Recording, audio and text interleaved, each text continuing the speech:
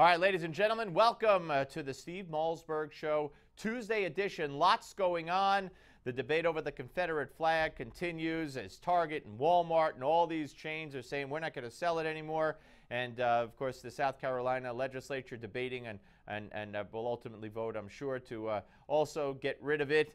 So that's going on. We also have Hillary. Hillary crawled out of the woodwork and weighed in on this when, of course, Hillary needs to be asked, well, what about your husband not only flying the Confederate flag over the State House in Arkansas when he was governor, but signing Confederate Flag Day into law? And while we're at it, Hillary, what about your husband saying that William Fulbright was his mentor and his hero who signed on to the Southern Manifesto? And while you're at it, Hillary, what about your husband defending Robert Byrd's joining the KKK because, quote unquote, he had to win an election?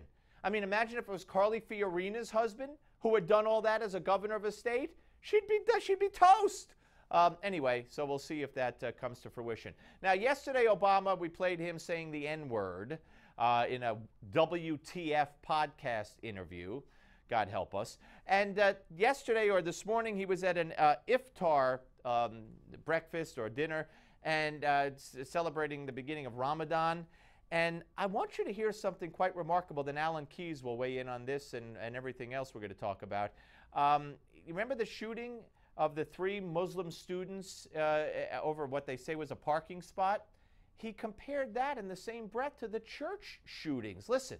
When 3 young Muslim Americans were brutally murdered in Chapel Hill earlier this year, Americans of all faith rallied around that community. And obviously tonight our prayers remain with Charleston and Mother Emanuel Church. As Americans, we insist that nobody should be targeted because of who they are or what they look like, who they love, how they worship. We stand united against these hateful acts. All right, Alan Keyes, former U.S. ambassador to the United Nations, of course, 3-time GOP presidential candidate.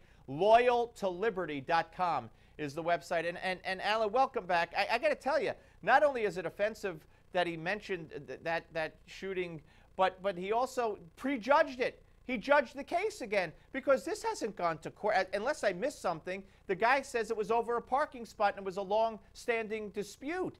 There's no evidence these people were shot because they were Muslims. And to compare it to the shootings at the church?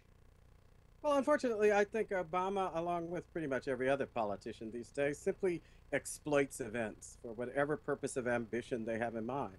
I think it's one of the features of the corruption of our present way of doing politics that we don't really focus on things in a substantive way. And when we do, we follow a storyline that's basically fabricated without much regard to the facts that you were just suggesting. And I think that that's because, again, it's all done for tendentious purposes. In the case of the South Carolina shooting, the thing that has really struck me is that South Carolina, in terms of race, is full of targets of opportunity if you're a racist, right? There are lots of black folks in South Carolina, as there are in North Carolina, where my mother came from.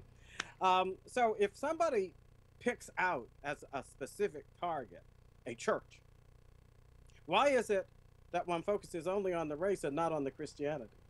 Meanwhile, throughout the world, Christians are being persecuted and killed, and in this country, ridiculed and taken to task for fundamental beliefs that are now being called into question because people want to satisfy this or that sense of themselves and their sexual passions and so forth and so on. But nobody bothers to suggest that the environment of deep hostility and persecution now being created throughout the world against Christians has something to do with that. And that's because many of our politicians here, including Obama himself, have helped to foment that environment of hostility. And so the last thing they want to do is call attention to it. They're always ready to play the race card.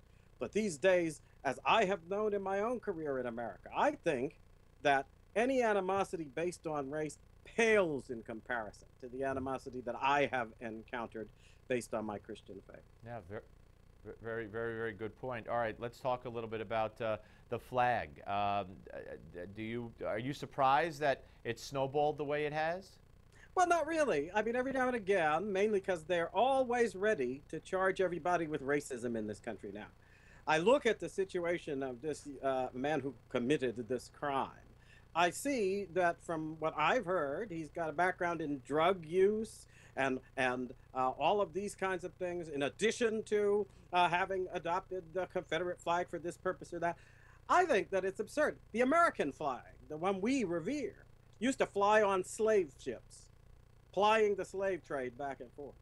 The intervening history involved a great deal of sacrifice of blood and toil on the part of Americans, including a lot of sacrifice, by the way, on the part of Southern people who fought against the Union, which I, of course, disagree with, but who conscientiously believed that they were defending their state's liberty.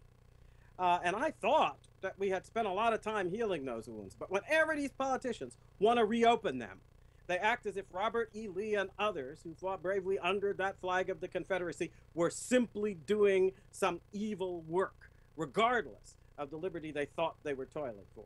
And I think that's a shame, because I think that instead of dividing people for their purposes of nasty ambition, we ought to be trying to remind Americans that, 50, 60 years from now, when America has, I pray, come to its senses about killing innocent babies in the womb, you think that they ought to ban the American flag that now flies over that atrocity because people in this country were going down a path that sanctioned it as if it were some kind of right, when in fact it's the deepest kind of wrong? I think we ought to be more forgiving of the history of our past, because we're laying a record that I think is going to come in for deep opprobrium in the future. And does that forgiving include keeping the Confederate flag where it is in South Carolina, for instance? I think that entirely depends on the people in South Carolina. Interesting thing to me is that the folks who have been the victims of this because of their Christian hearts and faith have looked the individual in the eye with the forgiveness that Christ demands. Yes? And yet all the politicians are ready to tar and feather one another for supposed crimes because you're not coming out about this and about that. They ignored the spirit of Christ. They ignore what I think is the real focus of this whole episode, which is more about Christianity than it is about race. Well, more about what's happening to our faith than about what is being done by a deranged, drugged-out individual who is now being treated as if he represents every white person in America. Yeah, that's what I wanted to ask you. I'm glad you said it that way, because I was going to say, so you believe that this whole episode, the shooting, was motivated more by the fact that it was a church and there were Christians in there than by the race of those people who were in there? Well, it's a question you have to ask, because here you had an individual who could have focused on any number of targets that involve black folks in South Carolina. There's not exactly a dearth of black people in the state. Nor of symbols, of things that are associated with the black past and the black heritage.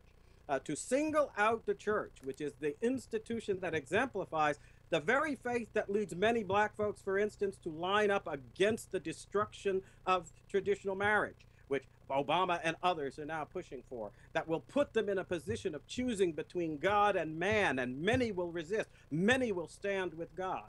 I think that an act which tends to intimidate them, make them feel afraid of standing forward in their faith, I think we ought to be scratching our heads and wondering whether there is an evil at work that's more directed at God and Christianity than it is in existence, so that politicians can play games with race that divide our people. We got a minute left, Alan. What do you expect to come from the Supreme Court on this?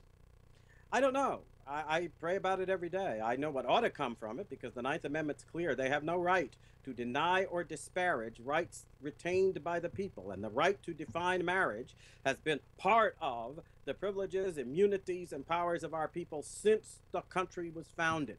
So if the Supreme Court suddenly steps in and says, no, we're going to abrogate that right in order to lift up a right we're fabricating, that's a clear and open violation of the Ninth Amendment prohibition, and in addition to which it's going to be decided by Ginsburg and was it Kagan, one of them, who basically have already decided the issue. I don't know of a time in my life when justices have openly flaunted the requirement that they should not be showing bias the way these justices have. Alan Keyes, always great to talk to you, sir. I wish you were still out there running. Thank you, sir. Thank you. Appreciate it. Take care. Mary Madeline will talk to us about the various issues. Don't go away.